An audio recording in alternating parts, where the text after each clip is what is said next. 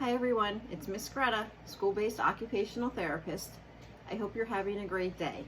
In today's video, we're going to target two areas and talk about activities that help two specific areas, but they also address many other things we've talked about.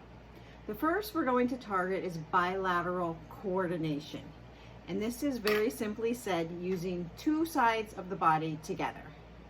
Eventually mastering this skill, and children start developing this skill as toddlers and then preschool years, but eventually using two hands together in a coordinated fashion for activities is so important for things such as writing, keyboarding in the higher grades, playing instruments, eating, cutting up food, dressing skills, and even playing sports. So when a child is using two hands together effectively and also crossing midline to the opposite side, this is an indicator that both sides of the brain are communicating effectively and they're sharing information. And another very important component that goes into bilateral coordination is body awareness and proprioception, which I talked about in my other video on sensory processing. And proprioception is body position in space. So as a child starts to use two hands together doing different activities at the same time, they need to be aware of where their arms are and where their hands are and where other body parts are in space. And like I said, crossing midline or reaching over to pick something up from the opposite side of the front of their body is also very important. And children need to be able to do this spontaneously during motor activities as well, for all their tasks to be fluid and automatic. And the second half of the video and activities I'm going to show you address intrinsic hand strength. Your intrinsic muscles on your hand define your arches, they bend your knuckles, and they oppose your thumb. So it's these muscles in here. This strong muscle here that moves your thumb, and the other muscles here are your intrinsic hand muscles. So I'm going to show you some activities to help strengthen those. And these are so important for many things and many tasks, but most importantly, they're very integral when a child starts writing, because your intrinsic hand muscles, it's what's going to stabilize the child's pencil and hold it in place and control their handwriting and make it just a more automatic and successful and fluid motion for the child. All right, so now we're going to move on to the activities.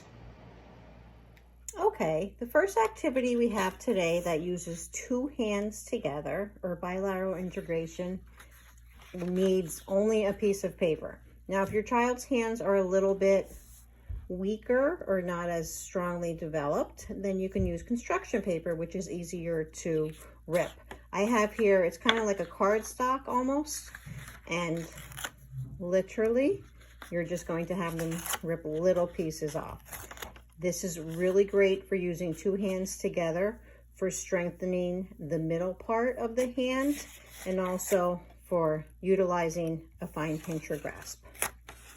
All right, so it seems so simple, and it is so simple, but it really targets a lot of things. And then you want to use both hands. And then if you want, you can do this with different colored paper, and then you can give your child a piece of white paper or construction paper and a glue stick, and they can glue these into a rainbow or on their name. You can write their name out and they can glue these onto their name. So that's another way to extend this activity a little bit more. Okay, another activity that is great for using two hands together is lacing. Now, these are some lacing cards that I have from my classroom. You can probably find these in a toy section, but if you prefer not to purchase something, you can make these out of a piece of cardboard or a piece of stock paper. And you just want to encourage a child to hold with one hand and lace with the other. And this also is good for eye-hand coordination. This is a little bit of a bigger one. We're a little tangled up here. The holes are more spread apart, and this is a hard plastic, so it's not as flimsy, so the child has a little more stability while they're lacing.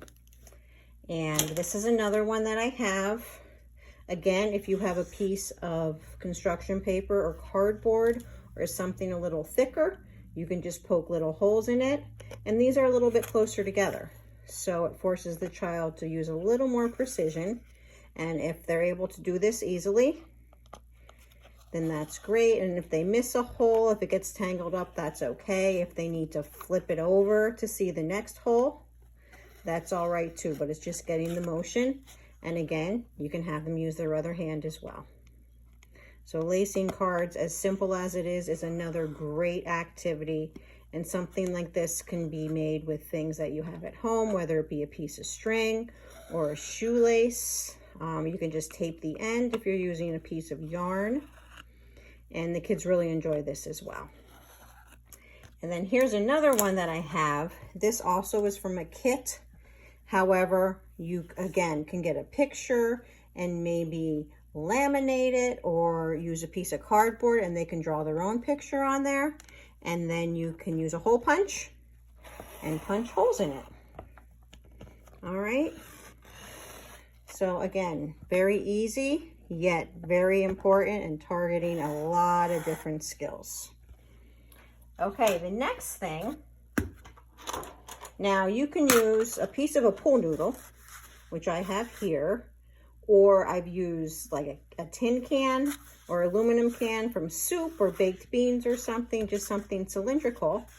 And you're gonna put that in front of your child and then give them some rubber bands.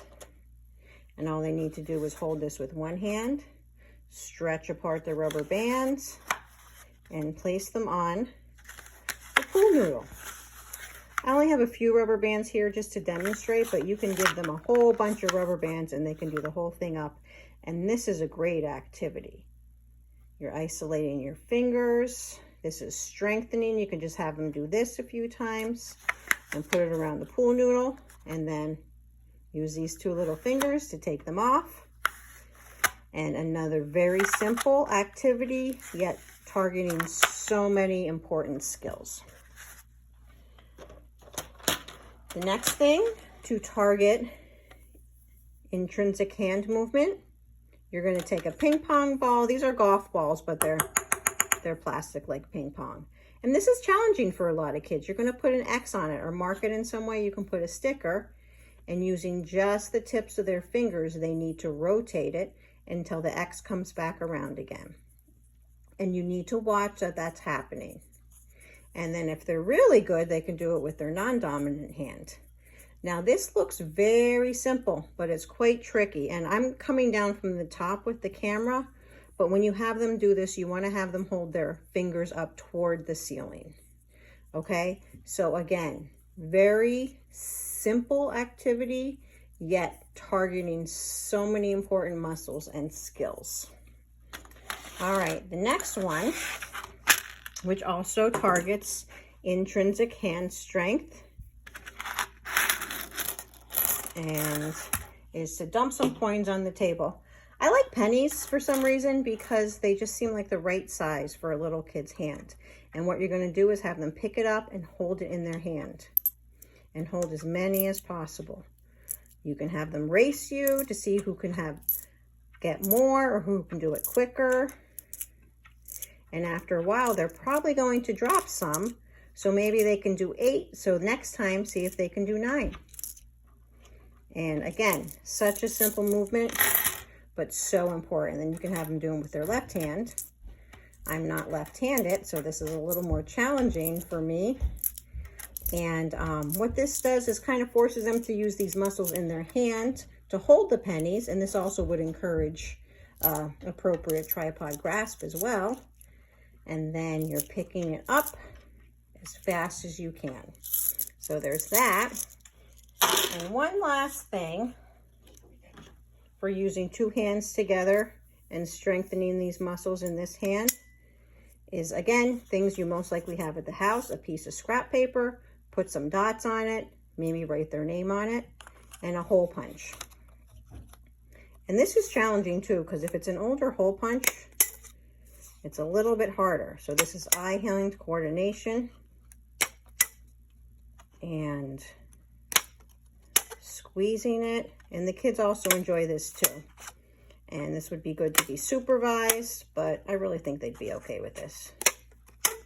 All right, so there's another activity. So simple, and you can have them do it with the other hand. And strengthening their hand muscles, and also targeting eye-hand coordination. All right, and that's the last one for this video. Thank you so much, guys. Hopefully you can do some of these with your child. Okay, this is one more activity I wanted to add into this video, and this works on a lot of different components. Perceptual skills, because the children will be recognizing shapes and patterns, and also fine motor skills, because they're pinching the clothespins, and bilateral coordination or integration, because they're using two hands together. So this is just a paper plate that I put different stickers on. If you don't have stickers, you can draw shapes. You can do numbers, you can do any kind of items that they can match, and then you can put them on the clothespins as well. So the kids love doing this one. You would just have them pick up the paper plate. They would find the matching shape, and it clips right on to the paper plate.